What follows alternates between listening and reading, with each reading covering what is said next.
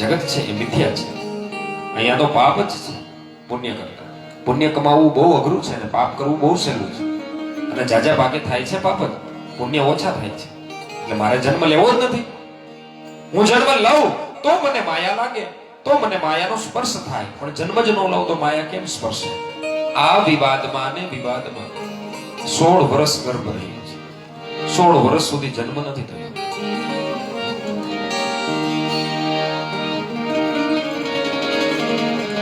બધા પ્રાર્થના કરે છે, વ્યાસજી પણ પ્રાર્થના કરે છે કે આ પુત્ર રૂપે જન્મ લો, પણ ના પડે છે, મને માયા લાગે. શિવની પ્રાર્થના કરી છે. પછી શિવે અંદર ગર્ભમાં અરણી દેવીના ગર્ભમાં સુખદેવજી મહારાજ જે ગર્ભ હતો પોપટના બચ્ચા, એને દર્શન આપ્યા છે. અને દર્શન આપીને કીધું છે તમે અવતાર લો, જન્મ લો.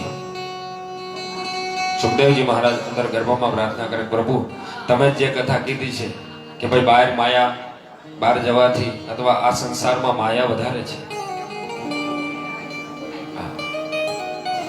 તો હવે તમે જ એમ કહો છો કે તું આ સંસારમાં આવ, કથાનું જ્ઞાન તમે આપ્યું છે ને એ જ કથાનું જ્ઞાન મેં લીધું છે. હવે તો મને બ્રહ્મ જ્ઞાન થઈ ગયું છે. હવે મને બ્રહ્મ જ્ઞાન થઈ ગયું છે, છતાં આપ મને કેમ આ સંસારમાં આવવાનું કહો છો? આ સંસાર તો મિથ્યા છે, આપે જ જણાવ્યું છે. આ સંસારમાં જો રહેવું હોય તો વૈરાગ્ય સાથે રાખવો જોઈએ. વૈરાગ્ય વિના આ સંસારમાં જીવાય નહીં. બાકી તો માયા જ છે.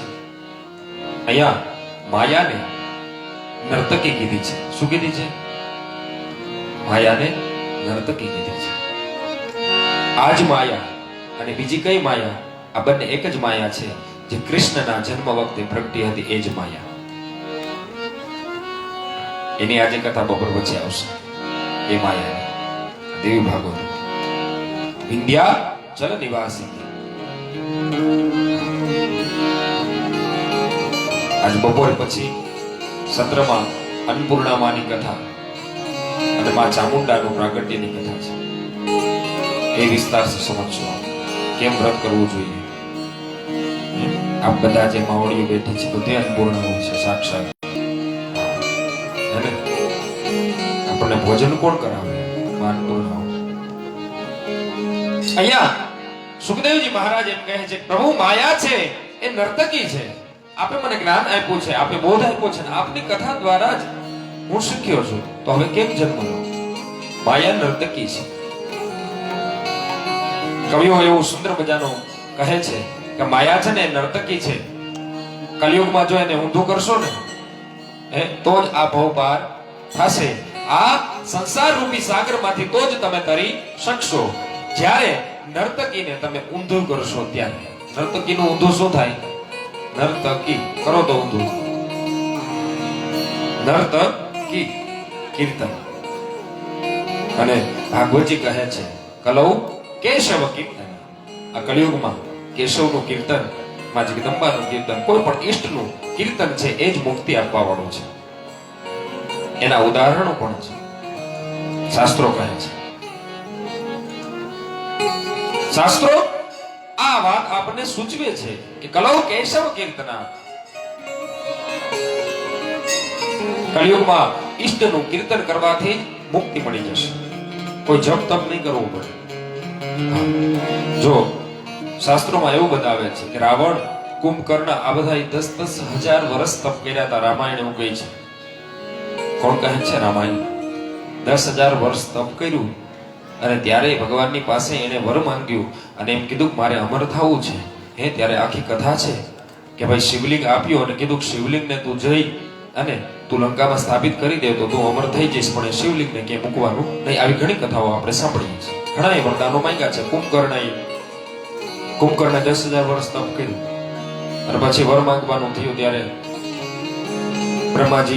બ્રહ્માજી તો સીધા જ પ્રસન્ન થઈને આપી જ દેતા હતા જે માંગ્યા. ઉપાધિ ભગવાન ભોળાનાથને અને કૃષ્ણને નારાયણને થતી હતી.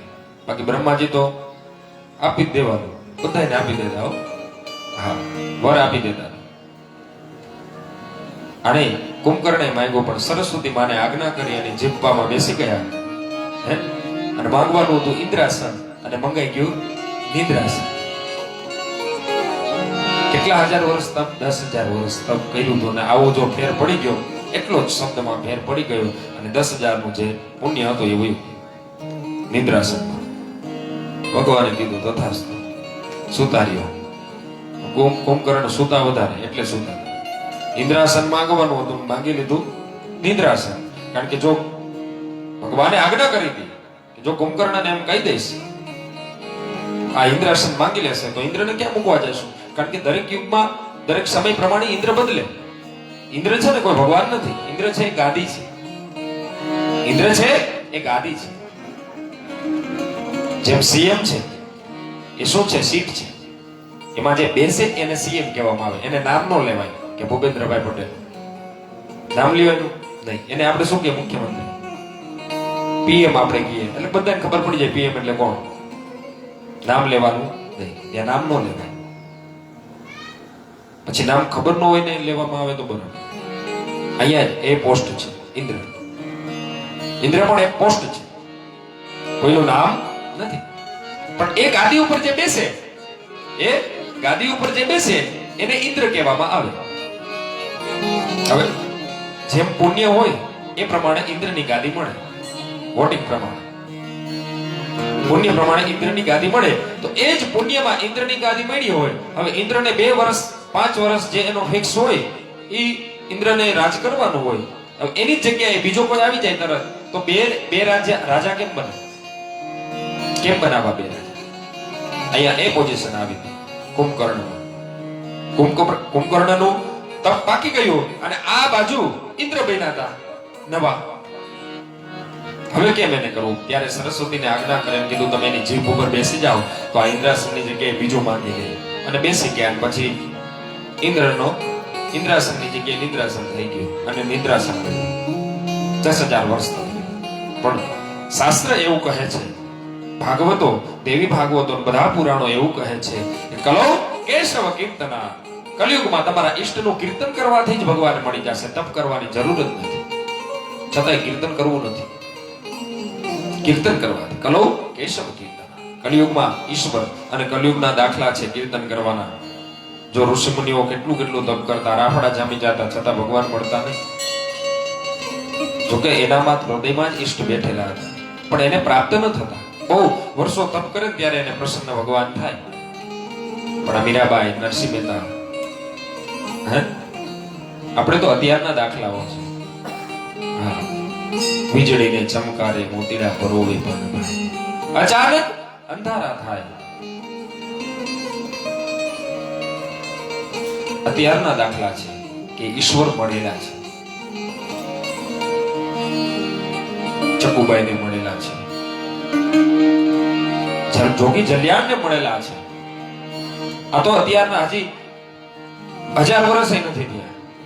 1000, 2000, 5000 વર્ષ નથી થયા. હમણાંના જ આ દાખલા છે બધા કલિયુગના. આપણે બધા જોઈએ છીએ. ઈશ્વર ભક્તિથી, કીર્તનથી મળે છે. અહીંયા સુખદેવજી મહારાજ એમ કહે છે કે પ્રભુ આ માયા છે એ નર્તકી છે. માયા છે એ નર્તકી છે. એટલે ભગવાને રસ્તો બતાવ્યો છે. સુખદેવજી મહારાજ તમે ચિંતા ન કરો, આ માયા છે ને એને ઊંધી નર્તકી છે એને ઊંધી કરી દો અને આવો તમે 12 ગર્ભમાંથી બહાર નીકળો. સુખદેવજી મહારાજ કે એક શરતે આવું, હું કે ઊભો નહીં રહું. હા, કોઈ મારો ધણી નહીં, મારો ધણી કેવલ ઈશ્વર. નારાયણ કે બહાર તો નીકળો, પછી બધું નક્કી થશે. અને સુખદેવજી મહારાજનો જન્મ થાય છે અને યમ પ્રવ્રજંતમનુપેતમપેત કૃત્યમ દ્વૈપાયનો વિરહ કાતર્યા જુહાવ પુત્રેરિદન્મયતયા તરવોభిનેદું તમ સર્વભૂતહૃદયં મુનિમાનતોસ્મિ તમ સર્વભૂતહૃદયં મુનિમાનતોસ્મિ. સુખદેવજી જેવા ગર્ભમાંથી નીકળ્યા ને એવા દોડવા માંડ્યા છે. કારણ કે ગર્ભ કેટલા વર્ષનો હતો? 16 વર્ષનો હતો. બાળકને 2 વર્ષમાં 1.5-2 વર્ષનો થાય ચાલતા આવડી જાય. આ તો 16 વર્ષનો ગર્ભ. 2 અષ્ટ વર્ષો. ગર્ભમાંથી નીકળી તરત જ દોડવા માંડ્યા છે. પાછળ વ્યાસ મહારાજ એમના પિતા એની પાછળ દોડે છે. પુત્રેતિ તન્મયતયા તરવોભિનેદુ. હે પુત્ર ઉભો રહે. પુત્ર કે ઉભો રહે બીજો ઉભો રહો તો માયા અડે. કારણ કે એને બીક કોની હતી? માયાની. ઉભો રહું તો માયાનો સ્પર્શ થાય. ઉભા નથી રહેતા અને ચાલ્યા જાય છે. મળતા નથી સુખદેવજી. અને પછી એ ત્યાં જઈ અને વૃક્ષોને પૂછે છે. પુત્રેતિ તન્મયતયા તરવોભિનેદું. તરુ એટલે વૃક્ષોને પૂછે છે કે અહીંથી કોઈ બાળકને જતા જોયું. અને પાછા સુખદેવજી છે કેમ? અવધૂત વેશ, કોઈ કપડા નથી પહેરેલા, અવધૂત વેશમાં છે. આગળ જતા ના પાડે, વૃક્ષો ના પાડે છે. આગળ જતા સ્ત્રીઓ નદીમાં નિર્વસ્ત્ર સ્નાન કરતી હોય છે અને સુખદેવજી મહારાજ ત્યાંથી નીકળે છે નદી પાર કરીને. સ્ત્રીઓ એમનેમ નાય છે. એની પાછળ વ્યાસજી નીકળે છે એટલે સ્ત્રીઓ એના અંગ ઉપર કપડા લપેટી ગઈ છે. આ દ્રશ્ય જોઈ વ્યાસજી સ્તબ્ધ થઈ ગયા. વ્યાસજી કહે છે હમણાં મારું સંતાન જે પુત્ર આગળ જાય છે મારો પુત્ર છે, તમે એને જોઈ અને કેમ વસ્ત્ર લપેટ્યા નહીં અને મને જોઈને કેમ વસ્ત્ર લપેટી? સ્ત્રીઓએ સુંદર જવાબ આપ્યો છે કે નારાયણ આપ સંસારી છો અને એને સંસારની હજી ખબર નથી. એ તો માયા રહિત છે અને તમે માયા સહિત છો. તમને બધું જ જ્ઞાન છે સંસારનું, એને સંસારની માયા હજી સ્પર્શ કરી શકી નથી એટલે એને કોઈ ફરક ના પડે. એનાથી કોઈ લજ્જા નથી. અમને લજ્જા છે જેને સંસારમાં જે ચાલે છે, જેને સંસારનું જ્ઞાન છે એના માટે. એટલે તમે સંસારી છો એટલે અમે કપડા લપેટી લીધા. વ્યાસ નારાયણ વંદન કરે છે સ્ત્રીઓને, જગદંબાઓને અને આગળ જાતા ગોતે છે. સુખ મુનિ ક્યાંય મળતા નથી. નારાયણ કે હવે શું કરવું? કારણ કે વ્યાસજીએ આ ગ્રંથો લખેલા હતા, શાસ્ત્રો. આ દેવી ભાગવત જે છે આ જો એની આ મહેનત ચાલે છે બધી. આ દેવી ભાગવત અત્યારે સાંભળી એની જ મહેનત વ્યાસજી કરે છે. એટલું બધું વ્યાસજીને બેઠવું પડ્યું હતું. હજી હું તમને એ કથા કહું છું, ચાલે જ છે કથા. એટલું બેઠવું પડ્યું ત્યારે હું તમને અહીંયા બેસીને ભાગવત કથા કહી શકું છું. દેવી ભાગવત સ્ત્રીઓએ કીધું, વૃક્ષોએ જવાબ ન આપ્યો, સ્તુતિ કરી, પોતાનું સંતાન એને છોડીને ચાલ્યું ગયું. જેવો જન્મે એવો છોકરો કોકને દેવાનો થાય તો કેવું થાય આપણને? હે, આ છોકરો જન્મતા વેત જ દોડીને ચાલ્યો ગયો છે. વ્યાસજીએ શું ઘરે આવ્યા છે. અરણી દેવી કહે છે ક્યાં છે મારો પુત્ર? ત્યારે કીધું દેવી એ માયા રહિત હતો એટલે જંગલમાં ચાલ્યો ગયો છે. સુખદેવજી મળતા નથી. તો હવે શું કરવું? વ્યાસજી મૂંઝાણા છે. સાંજની સંધ્યા ઉપાસના કરે છે અને ધ્યાનમાં બેઠા છે અને વિચારે છે કે જે બે પુરાણો બનાવેલા છે, આ બધા ભાગવત, દેવી ભાગવત આદિ જે બધા પુરાણો છે, એ પુરાણોનું જ્ઞાન આપવું કોને? કારણ કે સમર્થ એ જ હતા. કારણ કે એને દેવાનું કેટલું હતું? થોડુંક જ દેવાનું હતું. બાકી તો ભોળાનાથની પાસેથી મળ્યું હતું એને. એક ખાલી ઉપદેશ દેવાનો હતો એને. બાકી જ્ઞાન તો એનામાં હતું જ, પણ એ જ્ઞાનને જગાવવાનું. આપણા બધાયમાં જ્ઞાન છે, અહીંયા બોધ છે, આપણા બધાયમાં જ્ઞાન છે, પણ એ જ્ઞાનને જગાવવા વાળો કોક જોઈએ. જ્ઞાનને એક જ્ઞાન રૂપી દીવો જગાડવા વાળો કોક જોઈએ. અહીંયા વ્યાસજી વિચાર કરે છે. પછી એક યુક્તિ વિચારે છે. એટલે એના શિષ્યોને બધાઈને શ્લોકો શીખવાડે છે. ભાગવતના, દેવી ભાગવતના આ બધા શ્લોકો શીખવાડે છે. અને શ્લોકો શીખવાડી અને એમ કહે છે કે તમે જ્યાં જાઓ ને, જંગલમાં સમિધ લેવા જાઓ, જંગલમાં સમિધ લેવા જાઓ, આ આશ્રમની કોઈ વસ્તુ લેવા જાઓ, કોઈ પણ ચીજ વસ્તુ તમે લેવા જાઓ ને ત્યાં તમારે આ શ્લોકો ગાતા જવાનું. હા, અને પછી બધા ગાય છે આ શ્લોકો. કેવા પુરાણોના સરસ મજાના શ્લોકો છે, શાસ્ત્રમાં બતાવ્યા છે. એટલે એક સમય એવો બન્યો કે વ્યાસના શિષ્યો જંગલમાં સમિધ લેવા માટે ગયા છે અને ઘણા બધા શ્લોકો ગાય છે. એવા દિવ્ય શ્લોકો છે, ભાગવતના શ્લોકો છે, આમાં દેવી ભાગવતના પણ શ્લોકો છે. દિવ્યમ ચ તે ભગવતી प्रथितं स्वरूपं दृष्टं मया सकललोकहितानुरूपम् वन्दे त्वदङ्घ्रिकमलं सुरसङ्गसेव्यं कामप्रदं जननि च विमुक्तिदं च को राजसी हर उमा किल तामसी त्वां जानाति विष्णु मितमो यदिरम्ब साक्षात् त्वां सात्विकी मुदधिजा सकलार्थदां च वीराम्बिके न तु मुना खलनिर्गुणा કેવા કેવા શાસ્ત્રોમાં સુંદર શ્લોકો છે હે આમાંય સપાકરા આવે છે ને ઓલું સ્તોત્ર કાલે આપણે ગાયું હતું ને અયગીરી નંદિની આપણે એમ થાય કે ના જગદંબા સાક્ષાત આપણે સાથે છે એવા દિવ્ય શ્લોકો છે આ શાસ્ત્રોના શ્લોકો ગાતા ગાતા ભાગવતજીના શ્લોકો ગાય છે પરયહા પીડમ નટવર વપુઃ કર્ણયો કર્ણિકારં बिभ्रद्वासः कनककपिशं वैजयन्तीं च मालाम् रन्ध्रान् वेणोरधरसुदया पूरयन् गोपवृन्दे वृन्दारण्यं स्वपदरमणं प्रविशद्गीतकीर्तिः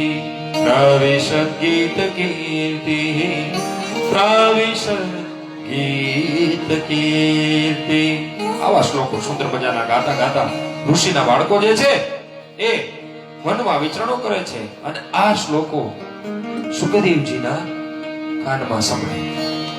કોણ? જે ગર્ભમાં જન્મતા વેત જ ભાગી ગયા હતા. જન્મતા વેત જ ભાગી ગયા હતા. એના કાનમાં તપ કરતા હતા જંગલમાં. ખબર નહોતી કોઈને ક્યાં છે. પણ વ્યાસજીએ શું કીધું હતું કે તમે જ્યાં જાઓ ને શિષ્યો ત્યાં આ શ્લોકો બધા ગાવાના પુરાણોના. એટલે શિષ્યો તો બધા એ શ્લોકો ગાતા હતા. તમે જોજો ક્યાંક પાઠશાળામાં જાઓ ને તમે ત્યાં બ્રાહ્મણના છોકરાઓ ધોતી પહેરેલા હોય, નાના નાના હોય, બધા શ્લોકો ગાતા હોય. એ રમતા રમતા શ્લોકો ગાતા હોય. ધોતી ઉપર ક્રિકેટ રમતા. અમે ધોતી ઉપર ક્રિકેટ રમતા. હા, એક અલગ જ જીવન હોય ગુરુકુલ. શ્લોકો જમતા જમતા શ્લોકો બોલતા હોય. અહીંયા પણ એ બાળકો સમિત લેવા ગયા, સમિતમાં પણ શ્લોકો બોલે છે. આ શ્લોકોનો અવાજ સુખદેવજી મહારાજના કર્ણમાં ગયા વેતથી સુખદેવજી મહારાજ કે હું જેનું ધ્યાન કરું છું આ શ્લોકોમાં વર્ણન કરે છે. જેનું હું ધ્યાન કરું છું, જે ઈશ્વરનું, જે પરતત્વનું હું જે ધ્યાન કરું છું અત્યારે, આ ઋષિના બાળકો એ જ શ્લોકોના સંસ્કૃતમાં બોલે છે. આ કોણે શીખવાડે?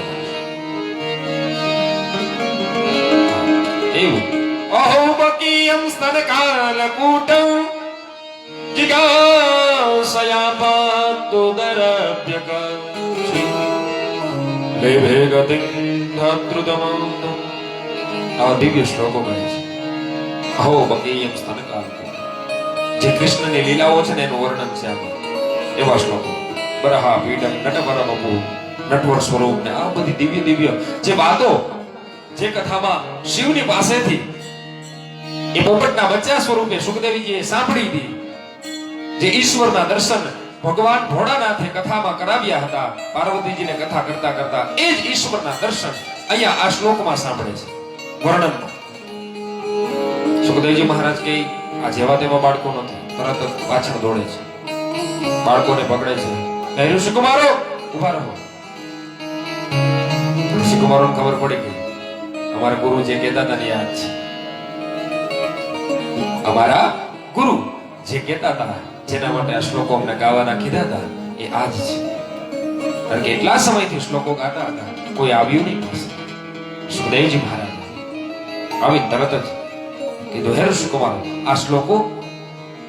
કીધું હા આ શ્લોકો તમે ક્યાંથી શીખ્યા? તમારા ગુરુજી અમને શીખવાડ્યા છે. હજી તમને આવડે છે શ્લોક?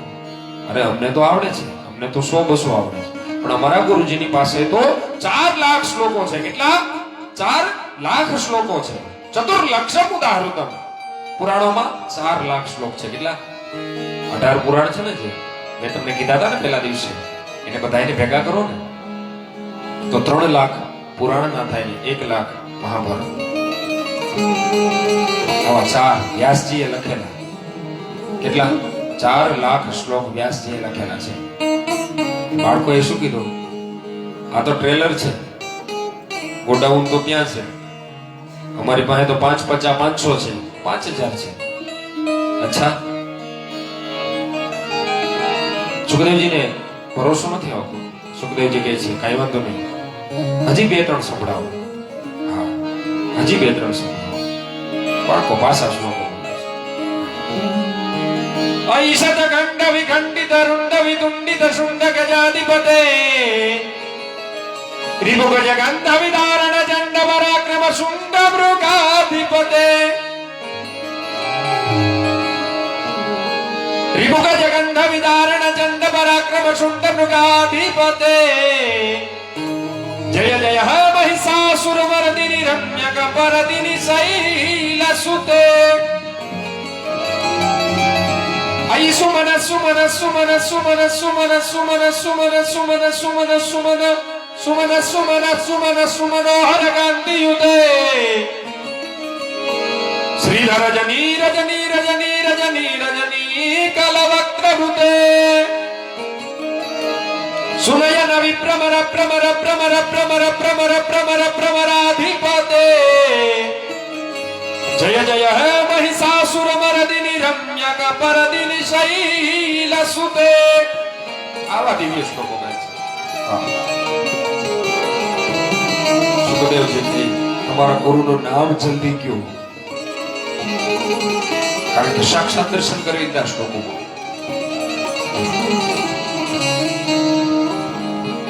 ઋષિકુમારો એમ કહે છે અમારા ગુરુ છે ને એનું નામ છે વ્યાસ. આ વ્યાસનો શબ્દ સાંભળતા સુખદેવજી મહારાજ તરત જ એમ કહે, અરે આ વ્યાસ કોણ વ્યાસ? ત્યારે કીધું એને દ્વૈપાયન વ્યાસ. અને સુખદેવજીના કર્ણમાં અવાજ ગયો દ્વૈપાયન વ્યાસ. અને તરત જ સુખદેવજી મહારાજે ત્યાંથી દોડ મૂકી છે, આ તો મારી મિલકત છે, આ શ્લોકો મારી મિલકત છે, આમાં મારો અધિકાર છે. સુખદેવજી મહારાજ દોડ્યા છે આશ્રમ. પાછળ ઋષિકુમારો છે, ઉભા તો લ્યો, હવે કોઈ મોડું કરવું નથી. કારણ કે સુખદેવજીને ખબર નહોતી એના પિતાની પાસે આવું જ્ઞાન છે, વૈરાગ્યનું જ્ઞાન. કારણ કે સીધા જ બાર ગર્ભમાંથી નીકળ્યા એટલે દોડવા જ બેઠા. વ્યાસજી કીધું ઉભા તો લ્યો. વ્યાસજી ઉભા એટલે રાખતા હતા કે એના પુત્ર શુકને આ બધું જ્ઞાન આપવું હતું પુરાણોનું. પણ વ્યાસ બોલે એ પહેલા જ સુખદેવજી દોડ્યા ગયા. આશ્રમે આવ્યા છે. પિતાજી એવો શબ્દ સાંભળ્યો એટલે તરત જ વ્યાસને તો ખબર પડી જ ગઈ કે આ મારા ઋષિકુમારોના શ્લોકોનું કારસ્થાન છે. તરત જ વ્યાસજી બહાર આવ્યા. સુખદેવજી મહારાજ ચરણોમાં પડી ગયા અને પિતાજીને માફી માંગી છે કે પિતાજી મને માફ કરી દો, હું બહુ મોડો સમજ્યો, પણ મને ડર હતો માયાનો, એટલે હું દોડી અને નાસી ગયો. મને ખબર નહોતી કે મારી પાસે એટલી બધી મિલકત છે. આ બધી મિલકત ઋષિકુમારોને એમ કહે છે કે આ બધું તો મારું છે, મારા બાપાનું છે. આપણે કહીએ છીએ મારા બાપાનું છે, આપણે કહીએ ને મારા બાપાનું છે. આપણે બધા અહીં બેઠા છીએ ને આપણે બધા કહીએ કે બોલો આ આશ્રમ આપણા બાપાનો છે. બાપુએ કીધું છે,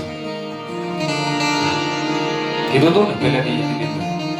આશ્રમ બાપુએ એવું કીધું મારો નથી, આ બધા તમારો છે આશ્રમ. તમારે આવવાનું, ભગવાનનું ભજન કરવાનું, ભોજન કરવાનું, આનંદ કરવાનો, મને પૂછવાનું નહીં. અમુક સમય સુધી ત્યાં દરવાજા ઉપર લખ્યું હતું કે અંદર કોઈ ન આવવું, પણ એ શેના માટે? આપણા માટે. કોના માટે? આપણા માટે. અહીંયા આવીને તમે કોઈ એકબીજાને સ્પર્શ કરીને કોઈ રોગના ભોગી ન બનો એટલા માટે. બાકી આશ્રમના દરવાજા ગમે ત્યાં જાઓ ખુલ્લા જ હોય. બાપુએ પહેલા જ કીધું છે તમે ચિંતા ન કરતા, અહીંયા આવો છો ખાઈ પી અને મજા કરજો, જલસા કરજો, તમારું જ છે. આશ્રમોની એ જ વિશેષતાઓ છે આપણા ગુજરાતમાં. આ ધરા ઉપર આશ્રમોની એ જ વિશેષતાઓ છે. એટલા માટે તો ઋષિઓ પહેલા આશ્રમો રાખતા હતા, ઘર નહોતા. જોજો, ઋષિઓના ઘરને ઘર નો કેવાતા. આપણે એમ કે વશિષ્ઠજીના આશ્રમે ગયા છે, હકીકતમાં તો વશિષ્ઠનું ઘર હતું. એ શું હતું?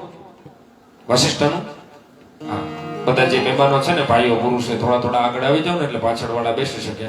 હા, બધાની વ્યવસ્થા સરખી થઈ જાય. બહુ જગ્યા છે. જો આ બાજુ છે પાછળ, બહુ વિશાળ આશ્રમ છે. ચિંતા નથી કઈ, ગમે એટલા આવે. આશ્રમમાં ચિંતા નહીં, કેટલા આવે ને કેમ બેસાડવાનું, કેમ ઘરમાં ઉપાધિ થાય. એટલે જ ઘર છે ને, ઘરને હવે નામ આપી દેવું જોઈએ આશ્રમ. આપણા ઘરને આપણે હોમ કીએ, ઘર કીએ. આ સાધુનું ઘર છે ને, તો સાધુ એમ નો કે મારું ઘર, આશ્રમ કે. શું કે? આશ્રમ. આશ્રમનો અર્થ શું છે? જેટલા આવે ને એટલા સમય, જેટલા આવે એટલા સમય. એટલે ઋષિ મુનિઓના દશરથ મહારાજ કદાચ વશિષ્ઠજીને ત્યાં જાય, કોઈ પણ ઋષિ કોઈને રાજા ઋષિને ત્યાં જાય તો એ શું કે આશ્રમે જાય. શાસ્ત્રોમાં પુરાણોમાં આશ્રમ બતાવેલો છે, ઘર નથી બતાવેલો. બાકી હકીકતમાં તે ઋષિનું ઘર જ હતું.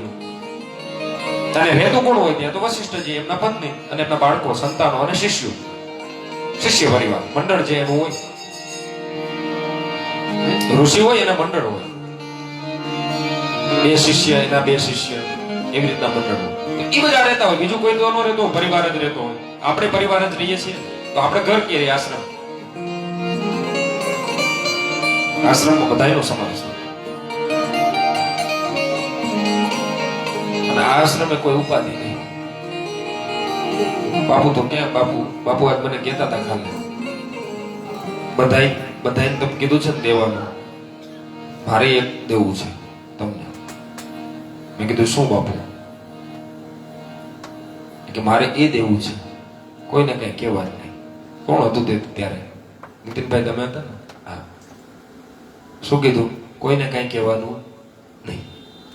બાપુ તેમ કહેતા બોર્ડે મારી દેવું છે, આશ્રમમાં કોઈને કઈ કહેવાનું નહીં. એનો અર્થ શું? કોઈ પણ આવે તો એને કઈ કહેવાનું નહીં. હા, આપણે આ સિદ્ધાંત લઈ લઈએ. બાપુનું વાક્ય કાલે બહુ મને ગમ્યું કે કોઈને કઈ કહેવાનું નહીં. રામનું પણ આ વાક્ય હતું, તું તારું કર, તું તારું કર. એટલું વાક્ય જો સિદ્ધાંત લઈ લઈએ ને, કોઈને કઈ કહેવાનું નહીં, એટલે આપણે સુખી થઈ જાય. સંતો છે ને, એટલે આપણે સંતોને આગળ રાખીએ છીએ.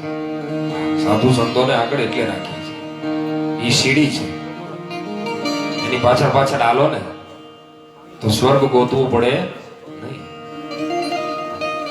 સારા સાધુ આપણે સ્વર્ગ ગોતવું ન પડે, મોક્ષ ગોતવો ન પડે, શાંતિ ગોતવી ન પડે, લક્ષ્મી ગોતવી ન પડે, કાંઈ ગોતવું ન પડે. પણ એક વસ્તુ કાઢવું પડે, હું સમય. એ જ અમૂલ્ય છે, એ જ નથી નીકળતો દાદા, સમય જ નથી. ટાઈમ નથી. અચ્છા, હું કે ટાઈમ ઇઝ મની. ઘરે ઘડિયાળ હોય વેચ્યા હોત કેટલા આવે અમે જોઈએ. મની હોય તો 500 રૂપિયા નો આવે, સમય ના આવે છે. એ સમય સાચી જગ્યાએ વપરાય ને તો એ સમયના કરોડો રૂપિયા બને છે. અહીંયા એ વાત છે આશ્રમ. અને સુખદેવજી મહારાજે એમ કીધું છે કે આ મારા બાપાનું છે. શેમાં કીધું છે? જ્ઞાનમાં.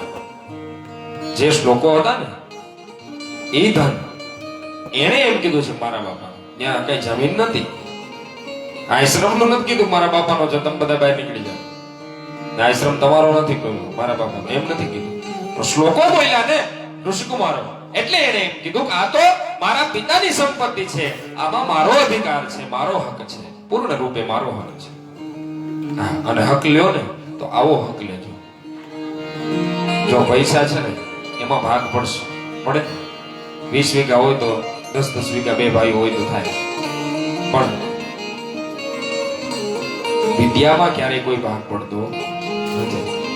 આ હું જ છું, લ્યો અમે 3 ભાઈઓ છીએ, કાલે ભાગલા પડે, આ જે જ્ઞાન મારી પાસે છે એનો ભાગ પડે ન પડે? કદાચ અમારે દુકાન છે તો એ દુકાનના ભાગ પડે, દુકાનના 2 ભાગ પડે. આપણે ભાગ પાડવાની વાત જ નથી આ સંસારમાં, આ જીવનમાં. હું તમને ભાગ પાડવાનું શીખવાડતો જ નથી, ભાગ પાડવા જ ન જોઈએ. મારું તો કહેવાનું એવું છે, સૌથી મોટામાં મોટો વાર 9મો પરિવાર છે. અઠવાડિયામાં સૌથી મોટામાં મોટો વાર પરિવાર છે. ભેગું જ રહેવું જોઈએ, અલગ થવું જ ન જોઈએ. ભાઈઓને પણ એક શીખવવાની, બહેનોને પણ. પરિવાર સાથે સારો હોય છે, વિખાય ને ત્યારે બધાય દુઃખી થાય છે.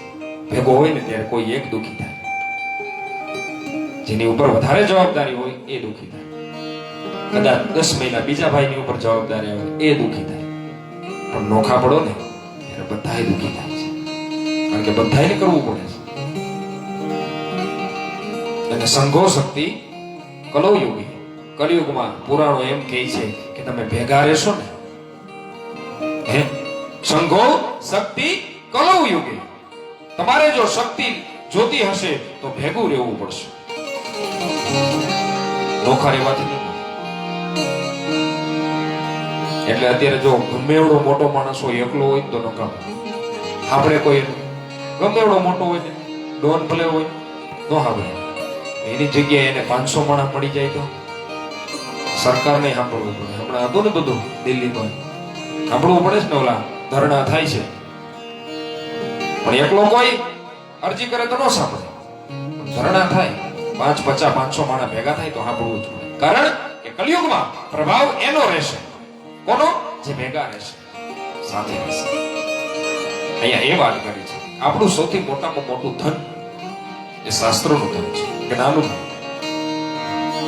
સાહિત્ય સંગીત કલા વિહીન સાક્ષાત પશુ પૃચ્છવે સાણહીન. અમુક વસ્તુઓ કીધી છે, એમાં ભાગ નથી પડતો. સાહિત્ય, તમારી પાસે કેટલું સાહિત્ય હોય એનો ભાગ ન પડે. એમ કે આ માન 5 પુસ્તક આપી દેજે. આપણે બધા શું માંગીએ? વીઘા માંગીએ. એમાં જો દોરાવો ઓછો થયો હોય તો દબદબાટ બોલે. કોઈ એમ કીધું કે હે પિતાજી, હે બા, તમારી જે પૂજા છે દરરોજની એ મને આપે.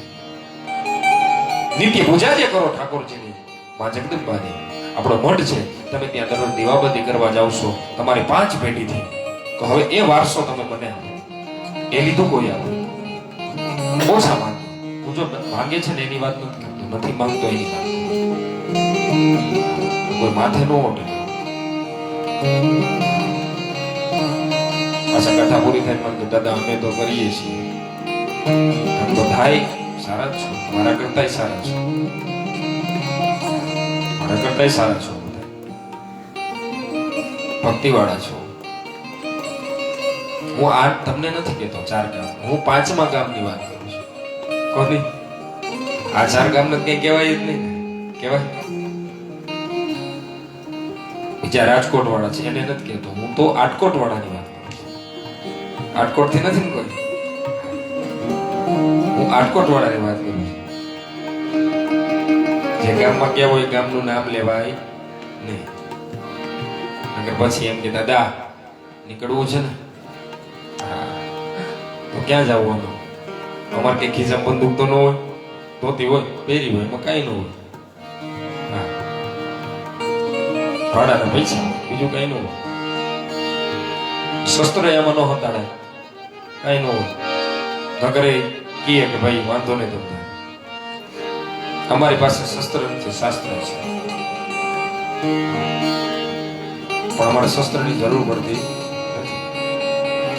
આપણે બધાય જેમ બંદૂક રાખીએ ને એમ ખીચામાં ગીતાજી રાખી હોય ને, હા, બંદૂકની જગ્યાએ ગીતાજી રાખી હોય ને તોય કોઈ નવ નામ લે. બંદૂકની જરૂર ન પડે. જેમ આ બાજુ બંદૂક રાખો એમ આ બાજુ ગીતાજી રાખી દે, હનુમાન ચાલીસા રાખી દે, શિવ ચાલીસા, ગાયત્રી ચાલીસા. ગમે એક બંદૂક રાખી દો, કેટલી બંદૂક છે આપણે પાસે? ચતુર લાક્ષમ ઉદાર ઉત્તમ 4 લાખ બંદૂક છે મફત. ઓલી લાયસન્સ લેવું પડે. આ 4 લાખ બંદૂક મફત છે. અહીંયા ગાદી ગમે રાખો, કોઈ આપણો વાળ પણ વાકો ન કરી શકે. જગદંબાના એવા એવા શ્લોકો છે. સુખદેવજી એની વિદ્યાનું ધન માંગ્યું છે અને એનું કીધું છે વિદ્યાનું ધન છે ને એ મારું છે એવું કીધું છે. અહીંયા એ વાત બતાવી છે કે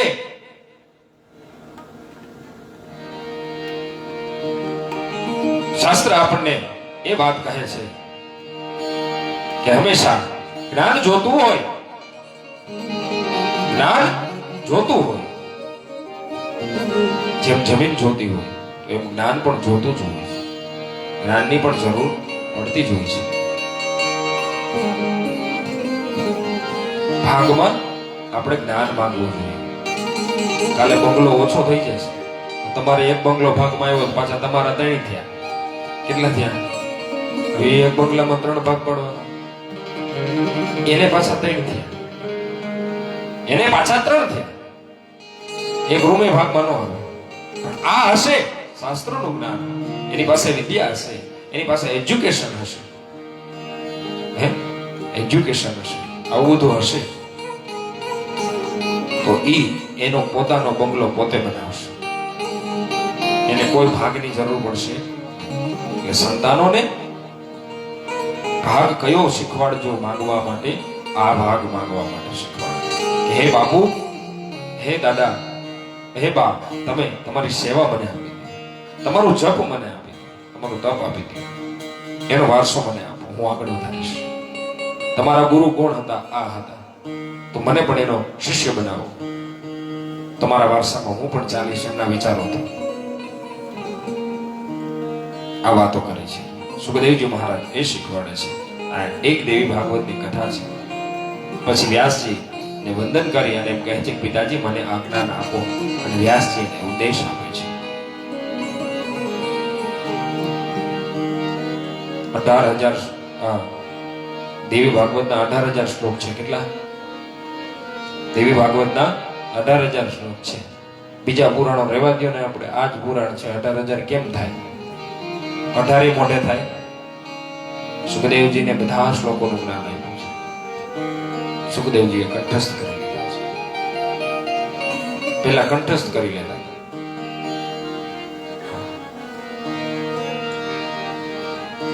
અહીંયા એ કથા દિવ્ય બતાવી છે સુખદેવજી મહારાજને કે જ્ઞાનો ઉપદેશ આપ્યો અને સુખદેવજી મહારાજ દ્વારા આ પુરાણોની વાતો થઈ.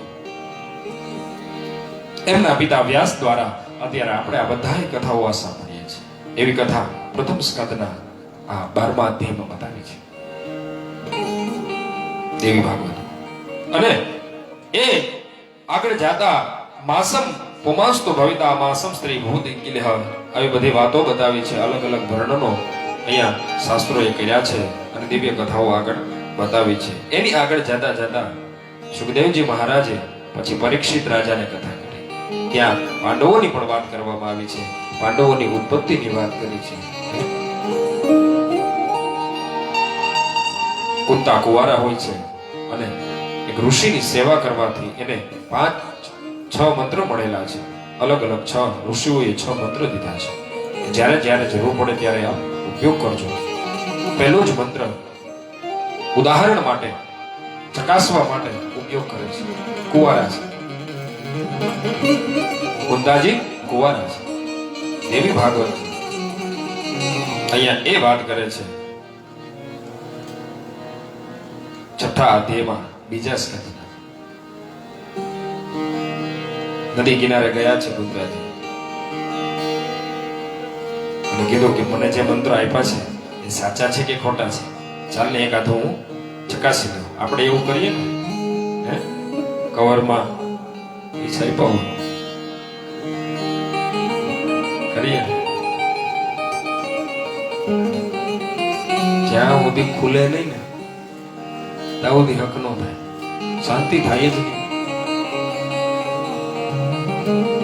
કવર ખુલે નહીં, ગણાય નહીં.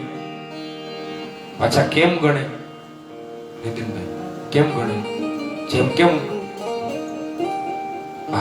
મોટો વ્યક્તિને મારી નાખ્યો હોય અને એટલો બીક હોય એટલું આપ્યું છે, ખોલીને જોઈ લ્યો ભાઈ. મને તો કોઈ નથી દીધું, જોઈ લીધું અહીંયા, જોઈ લ્યો ખોલીને, એમાં શું બીવાનું? તમને તો આપ્યું છે અને એ તમને થોડું ચોરી છુપાતા છુપાતા આપ્યું છે, સામને તો આપ્યું છે. આ કોઈ આવીને મને કવર દઈ જાય તો એ છુપાઈને થોડું આપે, સામે જ આપ્યું ને તમારે બધા. કોઈ પણ હાલો, આ એક શાસ્ત્રી છે ધર્મેશભાઈ છે, આવી મને કવર આપી જાય, તમે બધા જોવો છો ધર્મેશભાઈ આવ્યા કવર આપ્યું, મારે ખોલીને જોઈ લેવાનું, મારે થોડું હતા જોવે કેટલા છે એમાં હું ખબર જ છે કવર આપ્યું છે. કોઈ માણા બીવે વિચારો જ નહીં. એટલો જો ઈશ્વરથી બીતો હોત ને તો ઉપાધિ નહોતી, એટલો ઈશ્વરથી બીતો હોત ને, પાપ કરતો હોત ત્યારે જોઈ ભગવાન જોતા નથી, ભગવાન જોતા નથી. પાપ કરતો હોત ને ત્યારે જો આ વિચાર આવે ને, બહુ શ્રેષ્ઠ છે, ઉત્તમ છે. આ વિચાર ત્યારે લાવવાનો છે.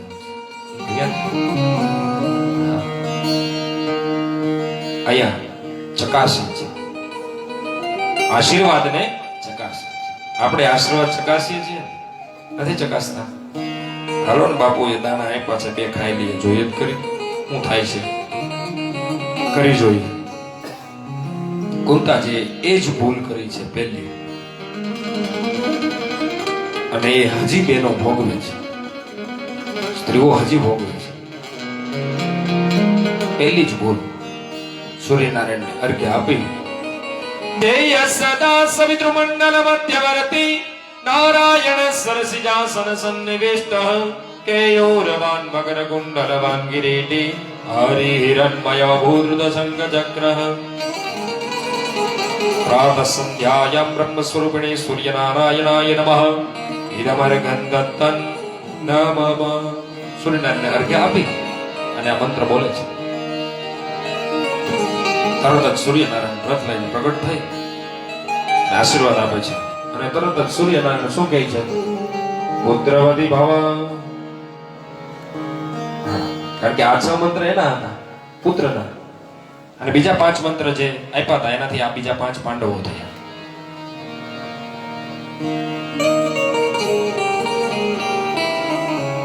પુત્રવતી કહી દીધું, પણ કુંતાજી હજી અનમેરિડ છે, લગ્ન થયા જ નથી, હજી કુંવારા છે. સૂર્યનારાયણને પ્રાર્થના કરી છે. આ કૃષ્ણેન રજસા વર્તમાનો નિવેશયન વ્રતન મર્ત્યંચ હિરણ્યયેન સવિતા રથેના દેવો જાતિ ભુવના નિવસ્યન. હે સૂર્યનારાયણ, હે ઈશ્વર, આપે આશીર્વાદ તો આપ્યા, પણ હું તો કુંવારી છું.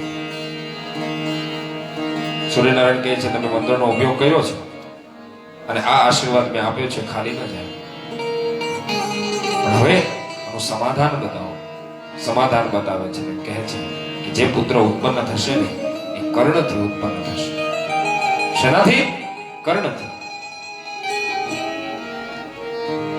અને એ પુત્ર સૂર્યનારાયણે આપેલો છે. એ કોણ? કર્ણ દ્વારા ઉત્પન્ન થયો પેલો પુત્ર, પછી પુત્રને નદીમાં વહાવી આપે છે. એ જ કર્ણ, દાસી પુત્ર.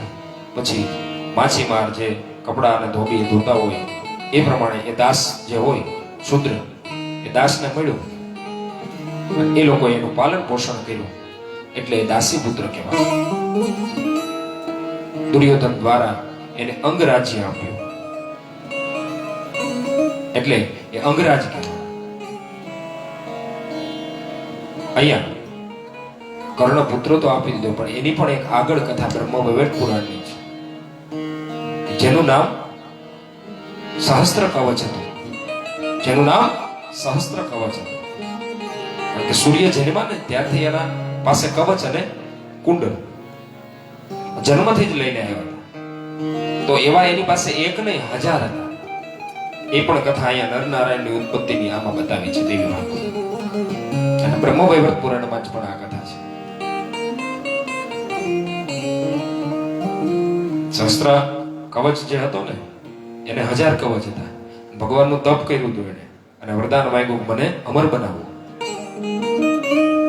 ભગવાન કે અમરત્વનું કોઈને વરદાન મળતું નથી, પણ તમે એવું જ વરદાન માંગી લ્યો જેમ હિરણ્યકશ્યપુએ માંગ્યું હતું, રાત્રે ન મરું, દિવસે ન મરું, બહાર ન મરું, અંદર ન મરું, આકાશમાં ન મરું, પાતાળમાં ન મરું, માણસથી ન મરું, દેવથી ન મરું, રાક્ષસથી ન મરું, આવા નહીં, સવારે ન મરું, બપોરે ન મરું, રાત્રે ન મરું, અસ્ત્રથી ન મરું, શસ્ત્રથી ન મરું. આવો હવે એમાં મારવો કેમ? તો ભગવાને વચ્ચેનો રસ્તો કાઢ્યો મારવા માટે. નહીં નર નહીં નાર, મિશ્રણ નૃસિંહ, અસ્ત્રથી નહીં, શસ્ત્રથી નહીં, નખથી મર્યો, દિવસે નહીં, રાત્રે નહીં, સંધ્યા ટાઈમે મર્યો, આકાશમાં નહીં, પાતાળમાં નહીં, ખોળામાં નહીં મર્યો, ઘરમાં નહીં, બારે નહીં, ઉંબરામાં બેસી મર્યો. ઈશ્વરની પાસે રસ્તા તો હોય, એટલે ઈશ્વર છે ને એની બારી રાખે છે. ઈશ્વર એની બારી રાખે છે. અહીંયા પણ એ સહસ્ત્ર અર્જુન સહસ્ત્ર કવચે તપ કર્યું છે, કીધું અમરત્વનું વર આપો, અમરત્વનું વર આપો. ઈશ્વર કહે અમરત્વનું વર કોઈને ન મળે, પણ એવું જ તારે વર જોતું હોય તો તારી બુદ્ધિથી તું માંગી લે. વિચારમાં વિચાર કરે છે હવે શું કરું, કેવી રીતના.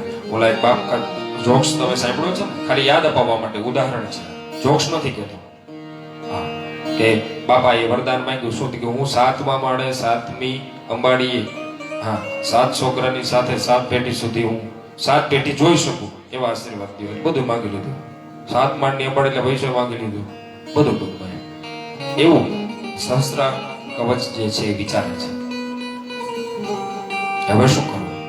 અને ત્યારે એની બુદ્ધિની યુક્તિથી, એની મતિની યુક્તિથી વિચાર કરી અને ઈશ્વરને અથવા ઈ કવચને તોડી શકે. અને પાછું મારી સાથે યુદ્ધ જે કરે 1000 કવચ માંગ્યા છે. કેટલા? 1000. પણ એ કેવી રીતના માંગ્યા છે ખાસ સાંભળજો. જે મારી સાથે સામે યુદ્ધમાં આવે ને એ 1000 વર્ષ 10,000 વર્ષ તપ કરેલો હોવો જોઈએ. એ તપ કરેલો હશે ને ત્યારે મારી સાથે યુદ્ધ કરશે ત્યારે મારું કવચ તૂટશે. અને પછી બીજું જ્યારે કવચ આવે ત્યારે પાછું 10,000 નું તપ કરેલું હશે ત્યારે તૂટશે. આવું તો કેમ શક્ય થાય? થોડું અશક્ય જ નથી. એટલે એનો અર્થ કે અમરવાનો જ નથી, આશીર્વાદ.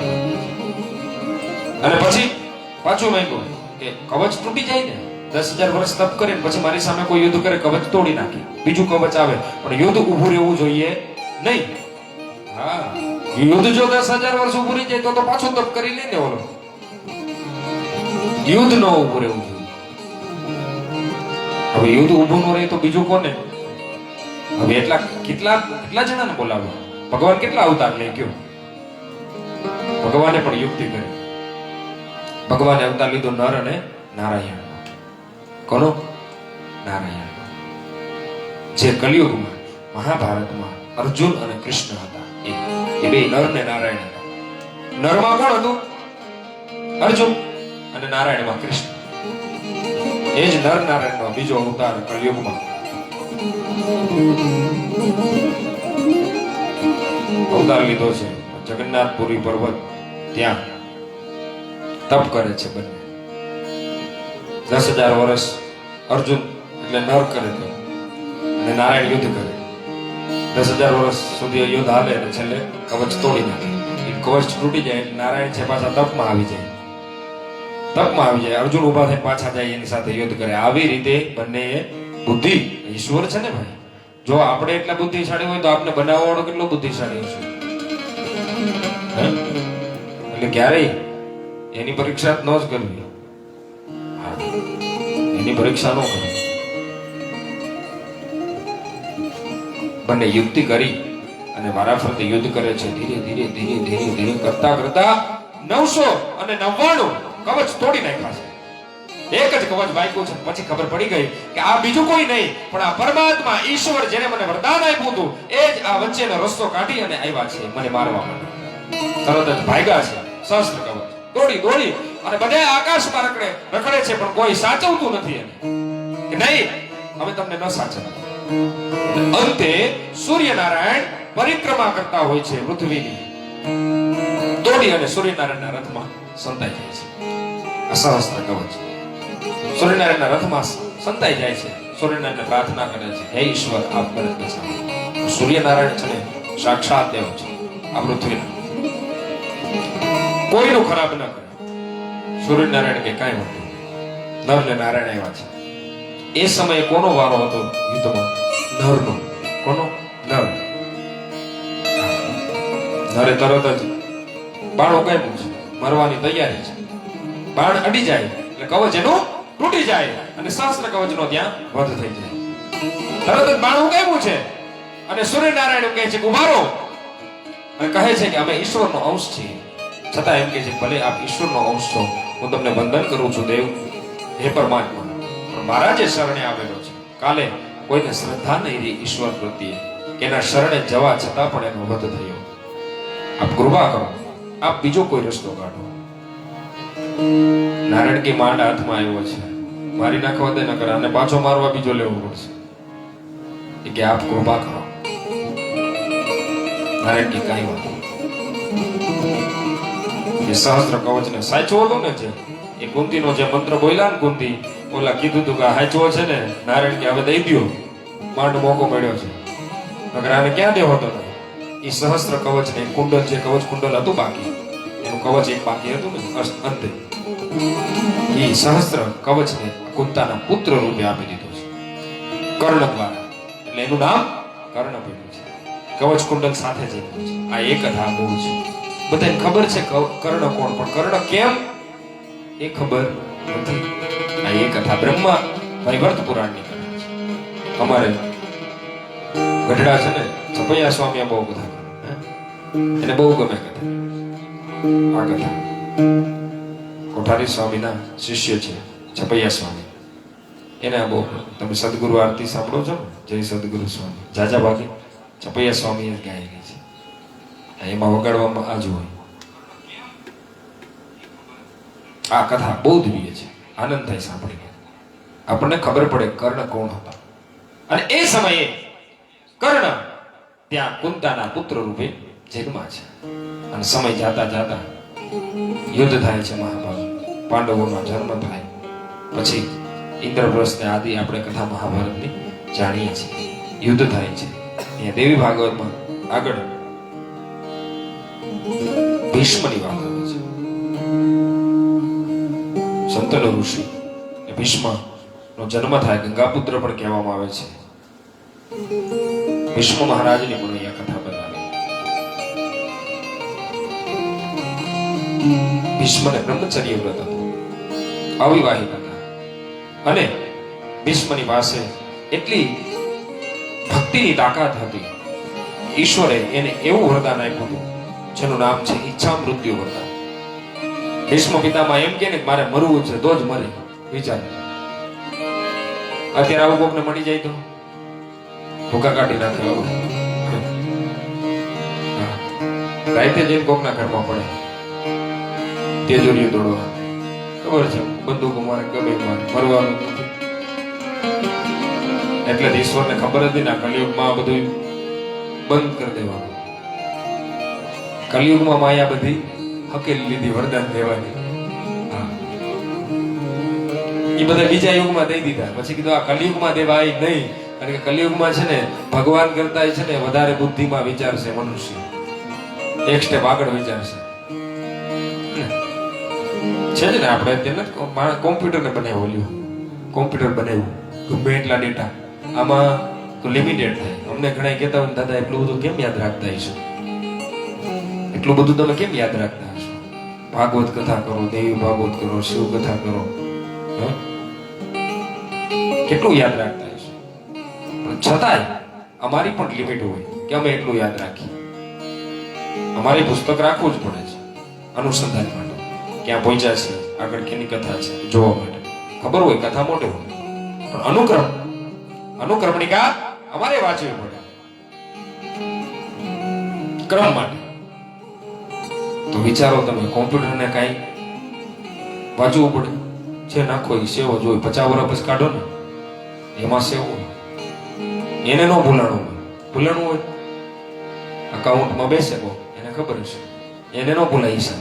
આપણે ભૂલી જાય કે ભાઈ 12 ને 2 14 થાય, ઈ નો ભૂલે. એમાં તમે 12 પ્લસ 2 કરો ઇક્વલ 40, 14 થાય. ઈ ભૂલે નહીં. આપણને કોઈ કેમ કે 79 અને 89, તો એમાં આપણે કદાચ ઘડીક વિચારવું હોય, પોણા હોન પોણી હોન એમાં વિચારવું હોય, પણ એમાં તમે આંકડો નાખો એટલે તરત જ બતાવી દે સર્વનું સામે. અહીંયા એ વાત છે. ભીષ્મ પિતામહની પાસે ઈચ્છા મૃત્યુનું વરદાન, જ્યારે ઈચ્છા થાય ને ત્યારે મળે. સમય જાતા ઘણી બધી ભીષ્મની વાતો બતાવી છે મહાભારત, દિવ્ય દિવ્ય વાતો બતાવી છે. બહુ સરસ કથાઓ છે મહાભારત. એક કથા તો એમ કહો મહિનો નહીં વરહ કરો ને મહાભારતની કથા તો પૂરી ન થાય. એક વર્ષ કરો ને તો પૂરી ન થાય. મારે ઝાઝા ભાગે શ્રાવણ મહિનામાં આખો શ્રાવણ મહિનો શિવ પુરાણ હોય છે. ધારી મારું ગામ જૂનું. અત્યારે તો હું અહીં જ રહું છું રાજકોટ. ધારી ગામ છે ત્યાં દર મહિનો શ્રાવણ મહિનો ઝાઝા ભાગે હોય. હમણાંથી તો સ્ટોપ છે. આખો શ્રાવણ મહિનો કથા હોય છતાંય કથા પૂરી થતી નથી. મને કે બાપુ ક્યાં ભૂગ્યા દાદા હજી હૃદય પૂછ્યા છે. કારણ કે શાસ્ત્ર છે સમુદ્ર છે. શાસ્ત્ર છે એ સમુદ્ર છે. આને કેમ પૂરું કરી શકીએ? અને આપણે પૂરા થઈ ગયા, આ બધા વિદ્વાનો પૂરા થઈ ગયા અને પૂરા કરવા વાળા તોય પૂરા નથી ગયા. હું પૂરો થઈ જવાનો આને વાંચતા વાંચતા, પણ આ પૂરું થશે તો ઈશ્વરની લીલાઓ ક્યારે પૂરી થાય? અને પાછી દરરોજ નવી લાગે. મેં પેલા કીધું આ કથા છે ને તમે બધા સાંભળી ને 7 દિવસ બહેનો, કોટ પરિવારના બહેનો એ તો સાંભળી જ છે કમ્પલસરી, બરોબર ભાઈઓ બહેનો. કારણ કે એ તો પોથીનો યજમાન હતો એટલે એને તો રહેવું જ પડે. સાંભળવું ન સાંભળવું રહેવું જ પડે. હા, તો બધા પ્રેમથી સાંભળે છે પરિવાર આખો. હું ઘણા જોઉં છું ને પરિવાર, ઘણી જગ્યાએ કથામાં જાય પરિવાર હોય ને એ કથાનો લાભ જ ન લે છે. આ લાવો ઓલું લાવો, અહીંયા એ શાંતિ છે. કોઈ પરિવારના બહેનોને બહુ દોડાવો, ઓલું તૈયાર કરવું, ઓલું તૈયાર કરવું. અહીંયા છે બધા, અહીંયા બહેનો પણ છે, બાપુના બહેનો ને બધા. અને ઘણી શાંતિ છે. ઉત્સવોની તૈયારી કરવામાં રિઝનેબલ છે બધું. કથાનો લાભ મળે. પણ હકીકતમાં જો કથા કોને સાંભળવાની હોય? યજમાન પરિવારને સાંભળવાની હોય, હે ને? જે યજમાન કથા કરાવે છે કોના માટે કરાવે? એના શ્રેયાર્થે કરાવે છે, એના સ્વાર્થે કરાવે છે. તો કથા સાંભળવાની કોને હોય? બીજા શ્રોતા તો બધા આવવાના છે, સાંભળવાના છે. એ સૌના પોતપોતાના સમયે પોતે બધા સાંભળશે જેવી અનુકૂળતા. પણ ફરજિયાત સાંભળવા માટે કોણે કરી છે? પરિવારે. તમે બધે જોજો એ પરિવાર લાભ લઈ જ દોશે. અમારે કેવું પડે, મારી પાસે નિયમ છે. મારી પાસે કથા લેવા આવે ને એટલે હું એમ કહું પરિવાર કથા સાંભળવા બેસશે તો હું કથા દઉં, નકર નહીં. મારા કથામાં 2 ટાઈમનું હરિહર કરાવશો તો કથા આપો. પરિવારની કથા છે, આશ્રમની વાત નથી. પરિવારમાં જ્યારે હું કથા આપું ત્યારે પછી બધા ભોજન સાથે જમશે, ત્યાં મને જમાડશો તો હું આવું. મારા નિયમથી કથા કરીશ, તમે સાંભળશો તો કથા કરું. મારે પૈસા જોતા નથી તમારા. પૈસા તમને તમારા મુબારક, મને જે દો એ લઈને વયો જઈશ. પણ નિયમ, મારી કથામાં કોઈ પગ લાંબા કરીને નહીં બેસે. પછી હું કહીશ તો યજમાન પરિવાર ચિઠ્ઠી દઈને ન આવે તમે અને દાદા કીધું હોય કહેતા નહીં. હું કથામાંથી એટલો ઉતરીને વયો જઈશ કે આગળ કરી લ્યો કથા. પૈસાના પ્રેમી છીએ જ નહીં. પૈસા વાળા તો આવું જ નહીં કથા લેવા. 50 લાખ આપશો, આવશો કે તો 50 લાખમાં બોલાવી લ્યો, આવે. પૈસા પ્રેમથી આપો તો વાત અલગ છે. પૈસા ને તોલી અને કથાને ને પૈસાને તોલાતા નથી. હું આપતોય નથી. મારી કથામાં નિયમો હોય છે. કથાય હશે. અત્યારે 4 દિવસથી સાંભળો છો, આપણે કથા જાણીએ છીએ.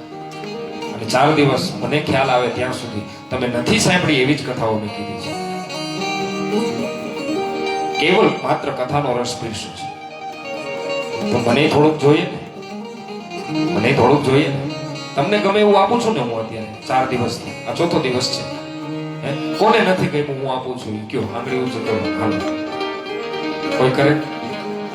વળી કંઈક દાદા ઉભા કરશે તો બીતા નહીં, કોઈને કઈ નહીં.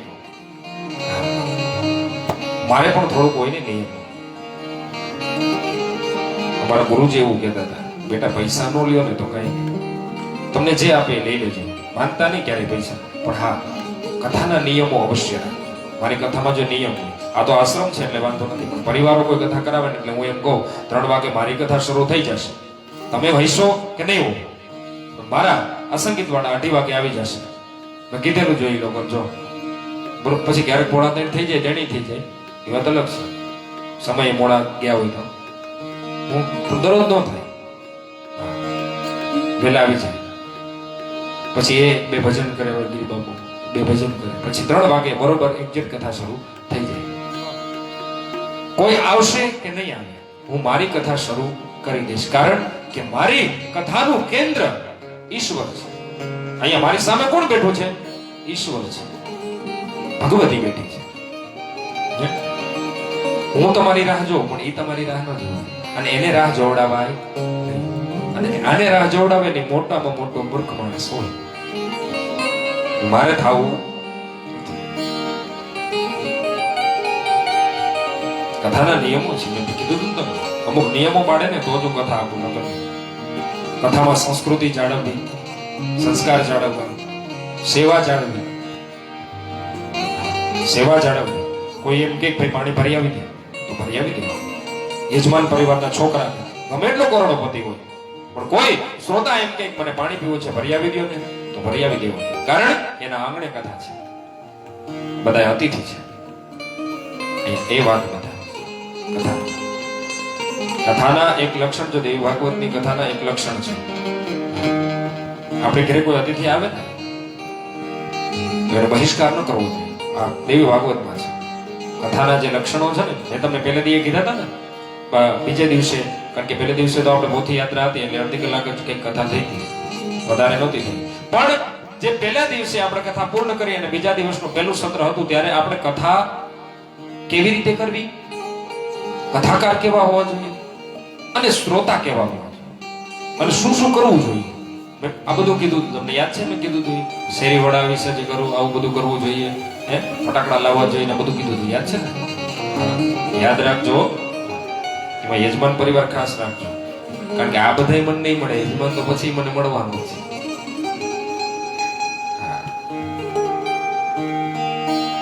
એટલે એ લક્ષણોમાં વાત કરી છે કે આપણા આંગણે, આ તો આશ્રમ છે એટલે આપણે બધા ઘરના છે. અહીંયા શું કીધું? મેં કીધું બાપ અહીંયા બધા ઘરધણી છે, અહીંયા બધા ઘરધણી છે. હા, એક વસ્તુ છે કે યજમાન પરિવાર છે, પોથીના યજમાન છે, એટલે અમુક જવાબદારી જે છે ને એની ઉપર હોય. પોથીની ભોજન કરાવવું, અમુક જે જવાબદારી લીધી છે યજમાનને ખબર છે.